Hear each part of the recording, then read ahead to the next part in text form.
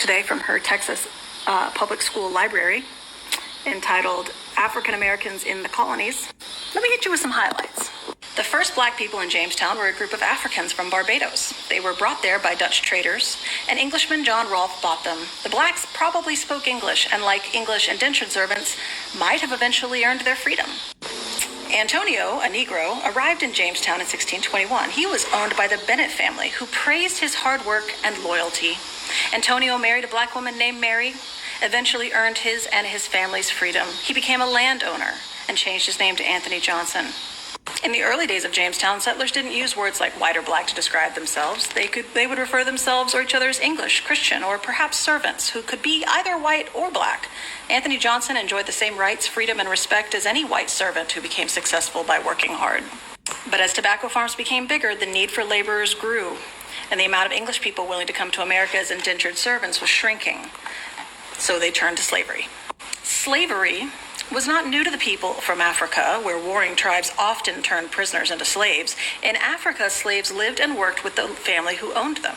Slaves were considered unequal, but they were treated like other family members. This is similar to the experiences of early slaves in America, who worked alongside their white owners and probably slept in the same house. The first Africans in North America spent time among the Europeans. They could speak English and often converted to Christianity. They sometimes won their freedoms by claiming that as Christians they deserved it, or they bought their freedom with the money they earned in their free time. By the mid-1600s, 1 in 5 black people in North America was free. But then the laws regarding slavery became stricter. African slaves entered Carolina the same way as the other colonies from the West Indies. They usually spoke English and they enjoyed some privileges in their life of hard work, but these privileges did not last long in Carolina. These farms gave way to plantations, and slaves were brought directly from Africa to the busy slave ports of Charlestown and the Chesapeake Bay. As the black population of the colonies grew, white lawmakers made it harder for Africans to prosper. Once, a slave like Anthony Johnson could earn his freedom and live a good life if he worked hard. Now, the land he knew was vanishing. Now, Africans like John Punch were seen just as one way, permanent slaves, property of their owners.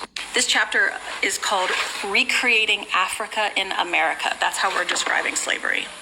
We're just recreating Africa because, as you know, 11-year-old Odula Equino was kidnapped from their African home by black slave traders.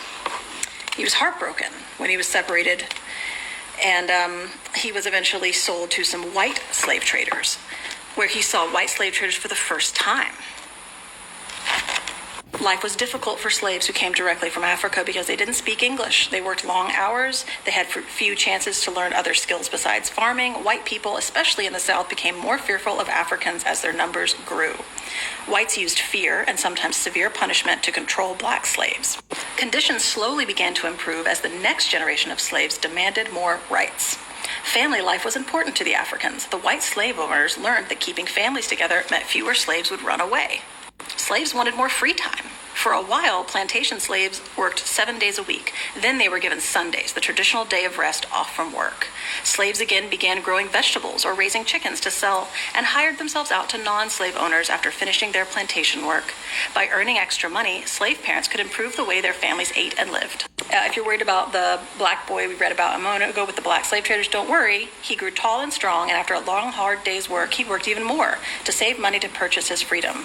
When one of his owners abused him, he complained to the Connecticut Justice of the Peace. The man apologized, but said in his defense there were no laws to protect slaves. Finally, at age 36, he bought his freedom from his master. Slave owners often lived in fear of rebellions or uprising against them. And then they talk about one that happened where a band of 20 slaves, led by a man named Jemmy, left their owners and headed south, where they killed more than 20 white people that day. The cause of liberty inspired many white Americans to think harder about the morality of slavery. Many decided that human beings owning other human beings was wrong. Thousands of Africans were freed by their owners after the war ended. Even George Washington freed his slaves. At the end of the 1700s, the northern states were abolishing slavery. Some southern states made it easier for slave owners to free their slaves. It would take the long and bloody Civil War to completely abolish slavery in the United States, and that is the end. And before some of y'all dismiss this, you need to recognize that ever since I was a child, actually ever since the 1950s, The textbooks that usually float through America are initiated in Texas. Texas and California are your primary sources of where most of your textbooks come from. This is why the Daughters of Confederacy made it a point to get their teeth into the Texas educational system so that they can dictate what's going to be in the history and what's not going to be in the history. This is why Texas textbooks are very important to the textbook that your children will be reading and believing in the near future. So don't just swipe this away as a Texas thing. This is an American thing. And this is an American whitewashing thing. Now, ask the psychological question. Why are they trying to whitewash slavery away? Try to make it seem nice. Trying to make it seem anecdotal. Because, well, the story, what they put forth is anecdotal slavery. But why are they trying to make it seem like slavery wasn't such a bad thing? That black people in Africa wanted to come over as slaves, that they saw America as a land of opportunity. And just like white indentured servants, they came here looking for hope. No, was not the case. What they failed to express to you is that the Papal Bull by Nicholas V vehemently expressed that the European nations are to go into West Africa and forcibly make people slaves and forcibly make them into Christians. This idea that they just converted over to Christianity, many converted to Christianity when they were forced with a whip, gun, death threats to your families. That was what was used. They just didn't convert over to Christianity. This was a forced conversion. So that was bullshit. Another piece of bullshit is the fact that George Washington, the father of our nation, that he freed all his slaves. It's a half truth.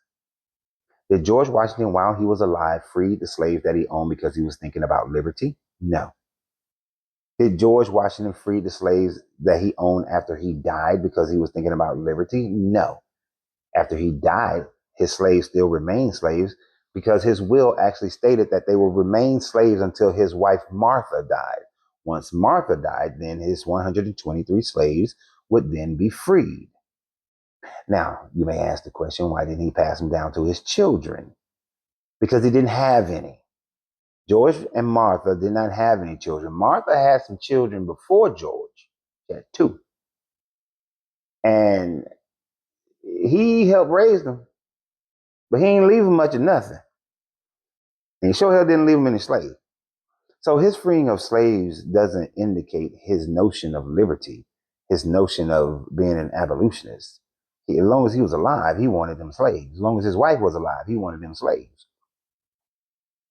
So the George Washington comment is the bullshit comment. This is how this entire thing is written. It's floating around anecdotal information.